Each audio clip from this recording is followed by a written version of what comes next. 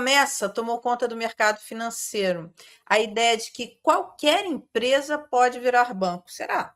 Por trás desse movimento está o chamado Embedded Finance, ou finanças embarcadas, que promete transformar receita, relacionamento com clientes e o próprio papel das empresas na economia. Mas essa revolução é real ou estamos diante de mais uma narrativa bem embalada? Para falar sobre isso, eu converso agora com Daniel Correia, fundador da Boss for You. Muito obrigada, Daniel, por vir aqui conversar com a gente. E eu vou pedir para você, em uma frase, dizer exatamente o que vocês fazem, sem jargão. O que nós fazemos é, bom, boa tarde, obrigado pelo convite, mas o que nós fazemos é nada mais é do que embarcar as finanças, embarcar um banco dentro de um ecossistema já existente, dentro de uma empresa que já existe e já transaciona como um banco, só não tem a licença bancária. É interessante isso, né? Porque quando você fala em banco, principalmente no Brasil, onde o custo do dinheiro é tão caro, onde é tudo tão complicado para as empresas conseguirem capital de giro, então isso parece algo assim, parece uma luz no fim do túnel. É, você diz que empresas podem capturar receitas financeiras. Quanto isso representa de fato no faturamento de um cliente? Imaginemos o cenário no qual a empresa hoje, uma média, tirando uma empresa pela outra e dependendo do tamanho do ecossistema, temos aí um custo financeiro de 1 a 3%. Custo financeiro anual em cima do faturamento global dessa empresa. Imagine que esta empresa deixe de gastar isso e passe a ter uma receita de 3 a 5% em cima de tudo que ela transaciona. Esse é o número que é representativo em cima do transacional de uma empresa que tem finanças embarcadas. Na prática, a empresa vira banco de fato ou ela vira dependente da sua infraestrutura? A empresa opera como um banco e acaba virando não dependente, mas usuária de licenças bancárias, assim como as minhas e assim como a de outros players que trabalham em parceria. Mas basicamente o nosso ponto e a nossa tese é a condição de fazer com que a empresa opere como um banco sem a necessidade de ter aquele arcabouço regulatório tão grande e tão sistemático quanto um grande banco necessita de ter. E quando dá problema, Daniel, tipo inadimplência, fraude, conflito regulatório, quem é que paga essa conta? Na questão da inadimplência, todas as vezes que você vai tomar uma espécie de crédito, você tem os birôs de crédito que o preço percentual do custo é atrelado ao risco dessa operação. Então, você pode fazer isso com o seu funding próprio ou você pode terceirizar essa carteira. No lapso regulatório, no ambiente regulatório, quem é responsável por isso é o provedor de tecnologia e de Bank as a Service. No caso, nós poderíamos ser um responsável por isso, ou até mesmo o banco custodiante de onde dorme esse dinheiro. Mas o ponto é, aonde entra a empresa nessa condição de canal? Ela vira o meio intermediário de toda a operação, mas o liquidante, que é onde dorme o dinheiro, e o iniciador da operação estão com os ambientes regulados de acordo com as normas do Banco Central. Ô, Daniel, você sabe que quando a sua assessoria passou para a gente essa pauta, eu fui estudar um pouco o assunto e fui ver, e eu achei isso assim, bem revolucionário e bem antigo, porque a gente lembra no passado assim de grandes empresas que tinham seus próprios bancos, ainda tem isso, enfim, montavam os seus próprios bancos, mas isso eram grandes empresas. É, a partir de que tamanho passa a ser viável a gente poder pensar em ter um banco da empresa? Excelente ponto e excelente percepção que trouxeste agora. Vou fazer um adendo aqui de 10 segundos só para explicar a movimentação que você já percebeu no passado. Há 30 anos atrás, a gente chama essa movimentação de duplo diamante, double diamond, porque o que acontecia? A empresa, quando era muito grande e você tinha uma média de 4 bancos, 4 licenças bancárias por estado. Depois do Plano Real, esse número de bancos por estado foi se afunilando.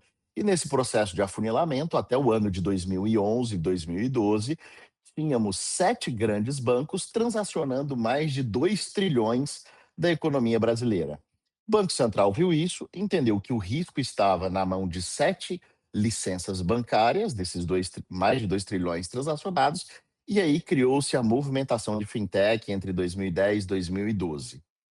Uma vez que isso foi feito, você tem um processo de desmembramento muito grande dos serviços de tecnologia, e esse desmembramento faz com que tudo flua muito mais rápido e seja muito mais agnóstico, ou seja, pulverização de risco.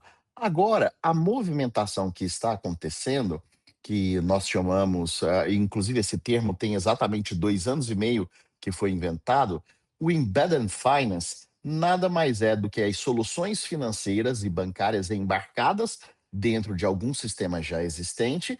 E um dos pontos importantes é que também há de haver bancos por nicho de mercado. Então, se me faz uma pergunta da seguinte forma, Daniel, o que você entende como futuro bancário econômico? Eu entendo e sou muito tendencioso a acreditar que os bancos vão voltar a ser como eram antigamente, que eram bancos por segmento, só que trocando o segmento por nicho de mercado.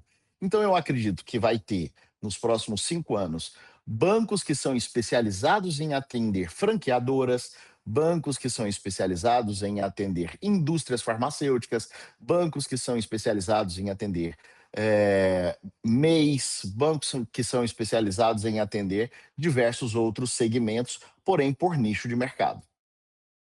Isso é muito interessante, né, Daniel, porque isso ajuda, isso reduz o risco, porque ele passa a conhecer tanto aquilo que a avaliação, a análise de risco dele fica melhor, né.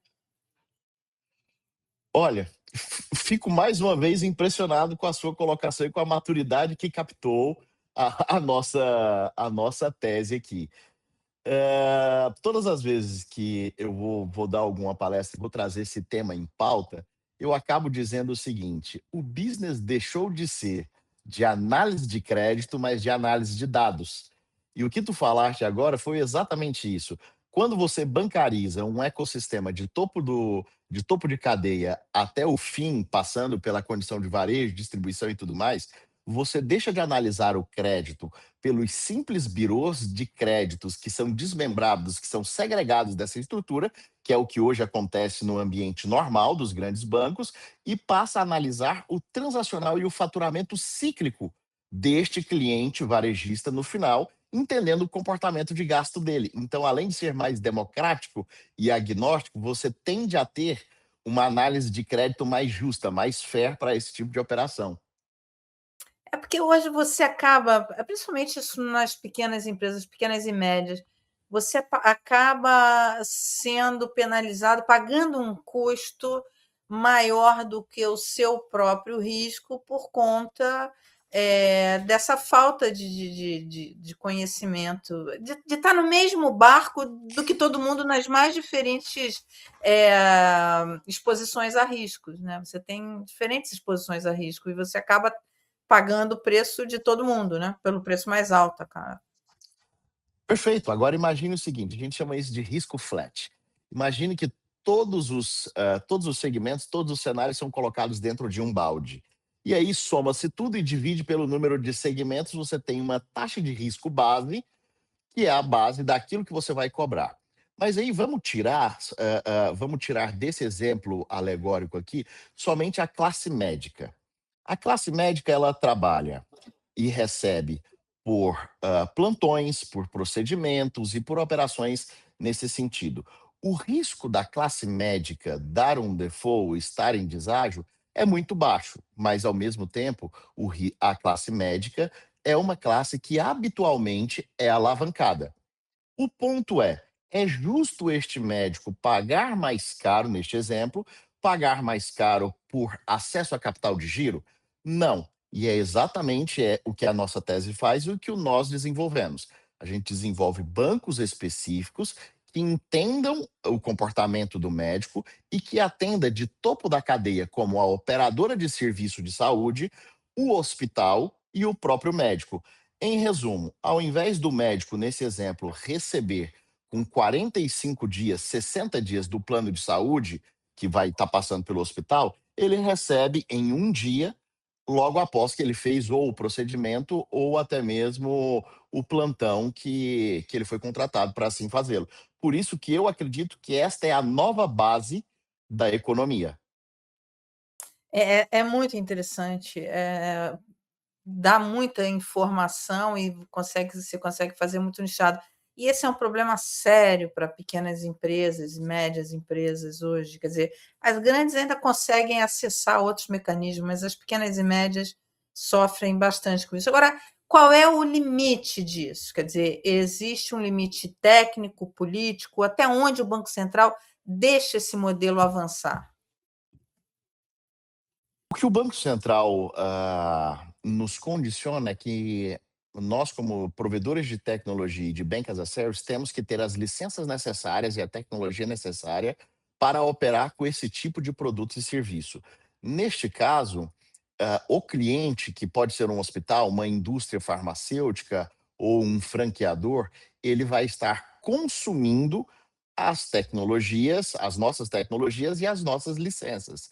Então, basicamente, o risco regulatório, e de compliance está do nosso lado e a operação comercial está do lado do contratante.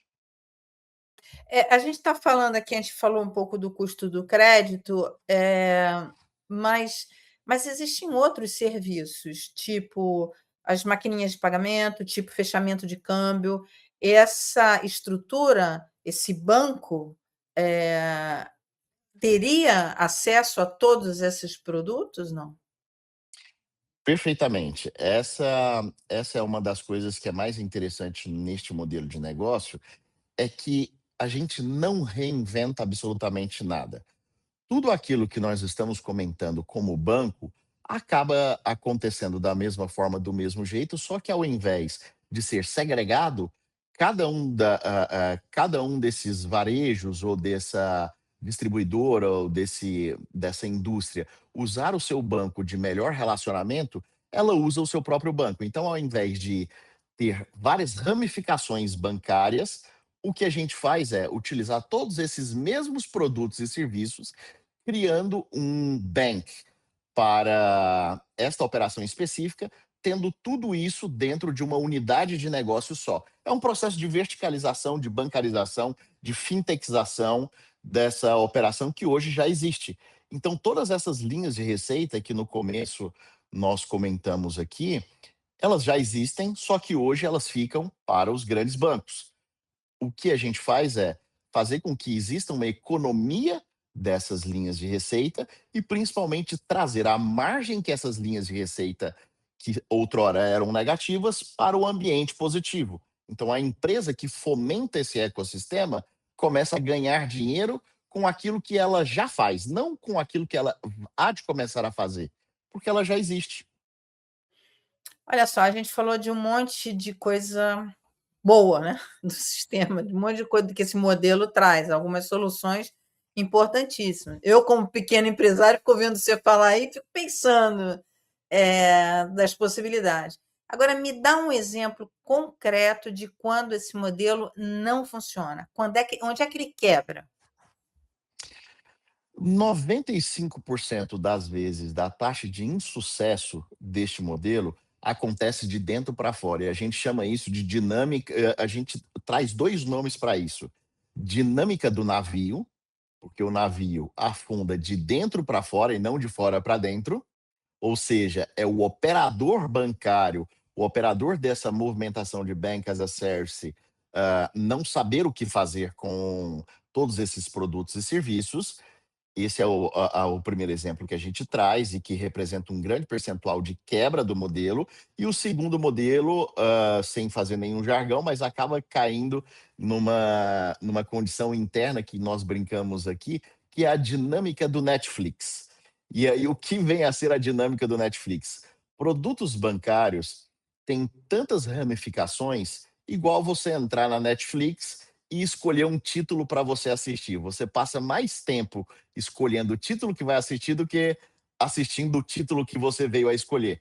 Então, nas ramificações bancárias é a mesma coisa. Se você não mapear bem aquilo que você quer resolver como problema e aquilo que é o seu core business, o processo de implosão, ele acontece por essa dinâmica de não saber o que fazer.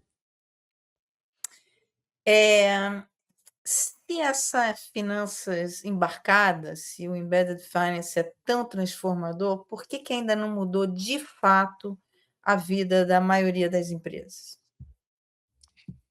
Sendo bem sincero, porque dói. E por que que essa dor Dói? existe? Dói. E por que que essa dor existe? Vamos lá, vamos dar um passo atrás. Todas as Que dor empresas é essa, Daniel? Você só está me dando exemplos de alívio. Que dor é essa? De onde vem essa dor? é exatamente isso que eu vou lhe explicar. De onde vem essa dor? O grande ponto é que existe um conceito e uma experiência habitual de você utilizar um ERP, um software que vai gerenciar o controle da sua empresa. O primeiro ponto, que é onde a gente costuma brincar que dói, é que todo e qualquer tipo de implementação a mais, de dor a mais, que toque na usabilidade deste ERP, desse software para operar a administração da empresa, isso já não é algo tão trivial. Agora imagina você pegar o seu próprio software, no qual todos estão habituados, e começar a montar uma operação estruturada para trazer as finanças embarcadas que você já está habituado como empresário a utilizar um portal para adquirência, outro portal para banco, fazer folha de pagamento com banco X, pagamento de consignado, banco Y. Imagina pegar tudo isso e colocar dentro do seu próprio sistema.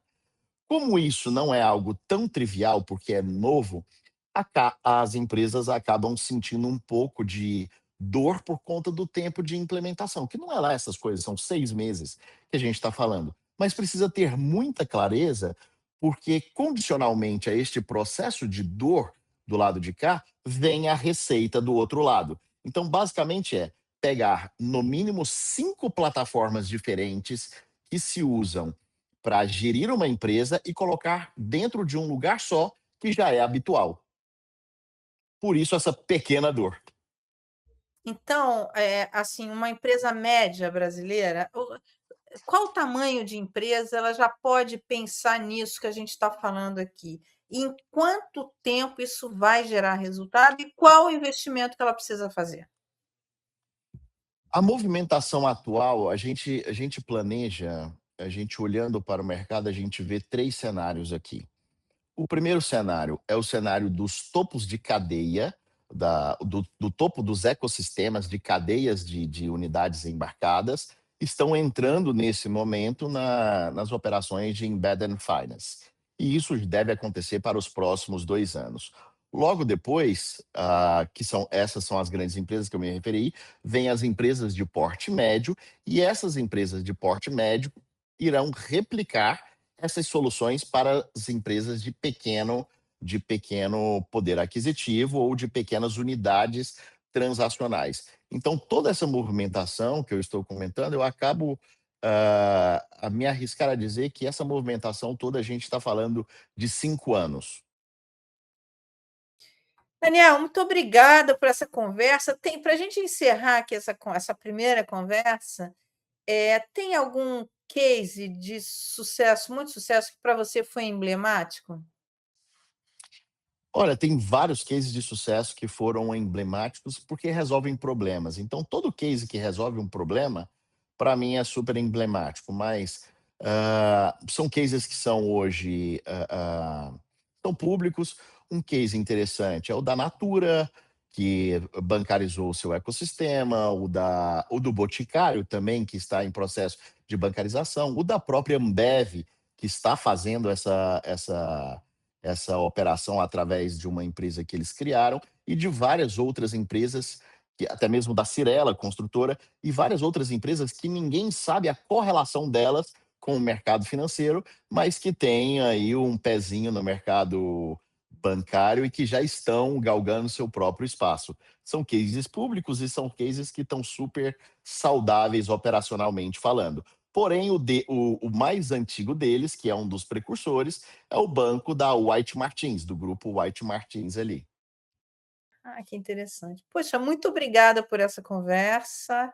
E eu espero te receber mais aqui para a gente falar mais sobre esse tema e todos os avanços que estão sendo feitos. Obrigada, viu? Muito obrigado, estou sempre à disposição. Um abraço a todos.